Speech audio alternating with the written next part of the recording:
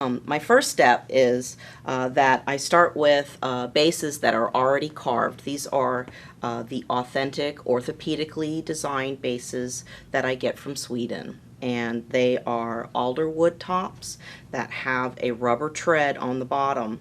But when they come to me, they are still in a kind of a rough state. They have a lot of splinters on the sides and maybe some inconsistencies in them. So I take some sponge sanders and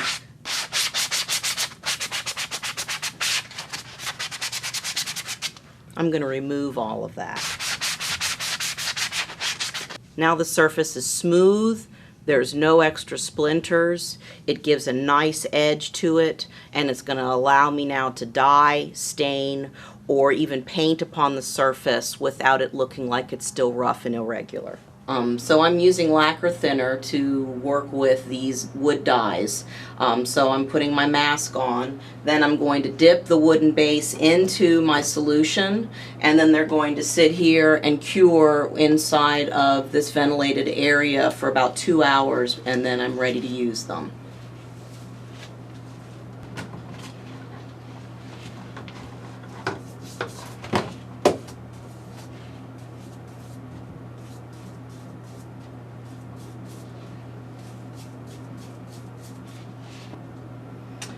Now that the bases have been thoroughly dyed, they need to sit in here in this ventilated area for about 2 hours so that the dye can cure on the rubber tread as well as become permanent on the wooden base. And then they're ready to go. I'm going to now start preparing the top for this particular order.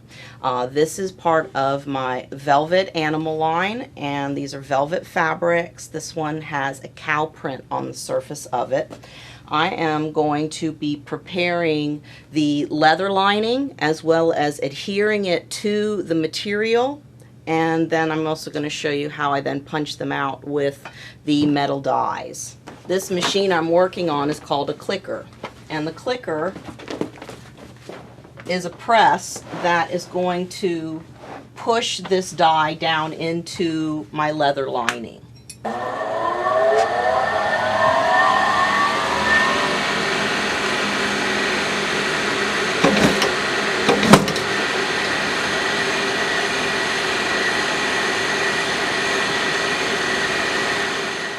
First, I want to determine my placement so that I have maximum amount of design possibilities for each shoe.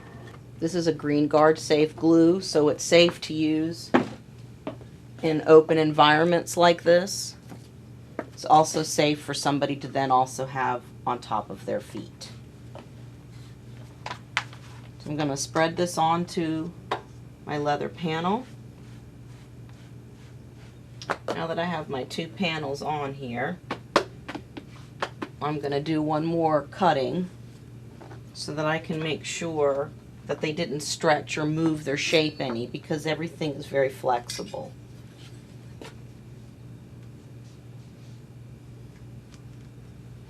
And it always does end up cutting a little bit off.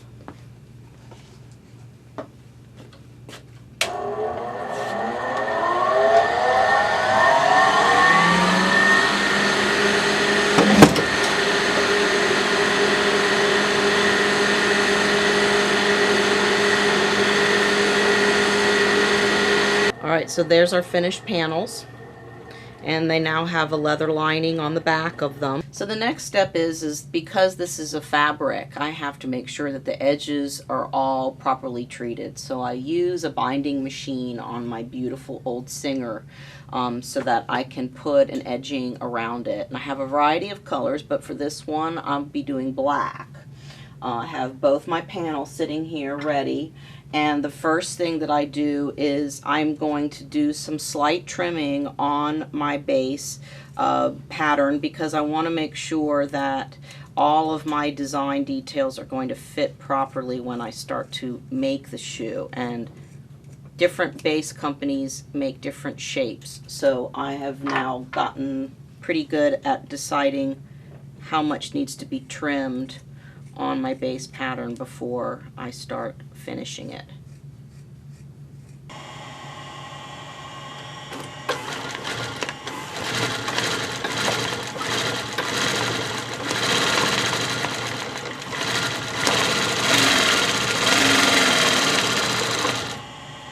I have both panels that have been edged all the way around. It's secured all their sides, and I've matched them up so that both panels are the exact same dimension. So now I have my finished bases that are ready to go, and I'm getting ready to do my first shoe in the pair. I'm going to position the upper on my base first before I begin so that I can see how everything is going to lay out. And then I'm going to start with 3 initial staple tacks to hold it on as I manipulate and sculpt the base and the top together.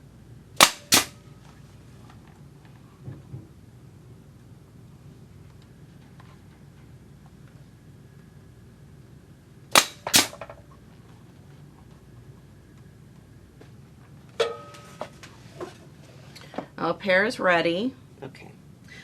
So now what I've done is they've been completely soaked. I've let them sit, and they're literally dripping water off of them now. And for this particular size, I'm going to be needing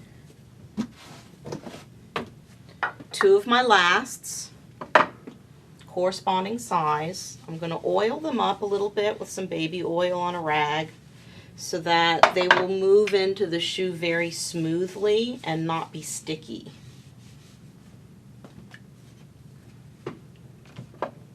Alright, then the shoe is actually going to have the form forced into it. And you can already start to see the shape of the clog now.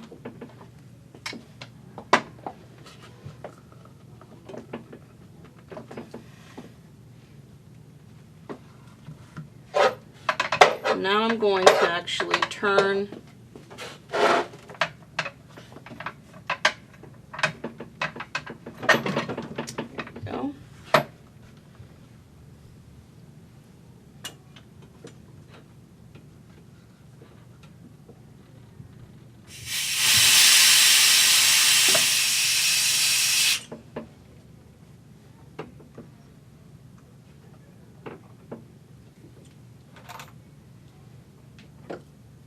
Traditional wooden clogs will always have a nail hole in them, and this is why.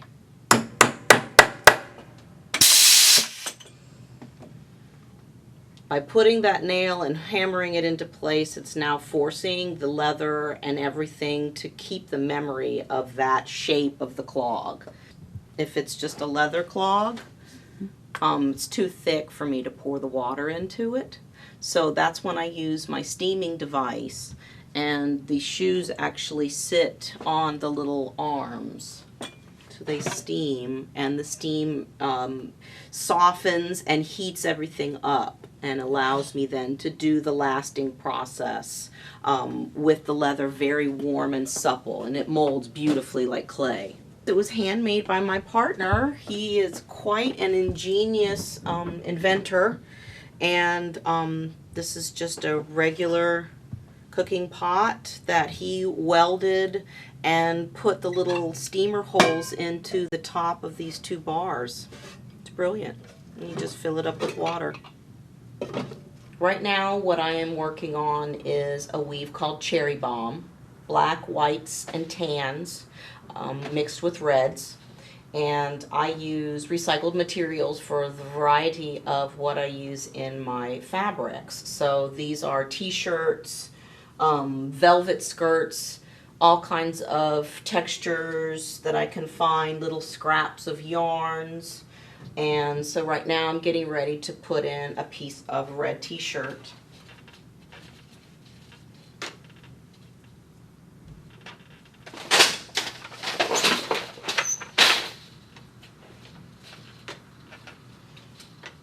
And I use my hands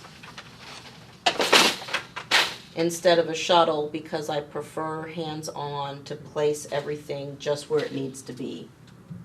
I like to do about 9 inches to do 1 pair, and right now I'm about 12, so I could do a Mary Jane as well as a full clog design out of this. One of my signature designs here in the studio is the hand-painted bases, and I do a whole variety of different designs and can do them in different colors, but this is one of my most popular ones with the tan and gold giraffe, done on the heel with the bright red patent top. And I do it all freehand. It's much easier for me this way. Now what I'm going to do is one of my Scandinavian flower designs that are very unique to this company.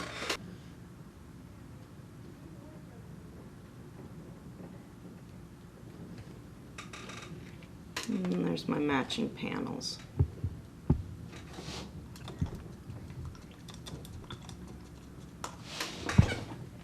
These will then get made up into a design like this.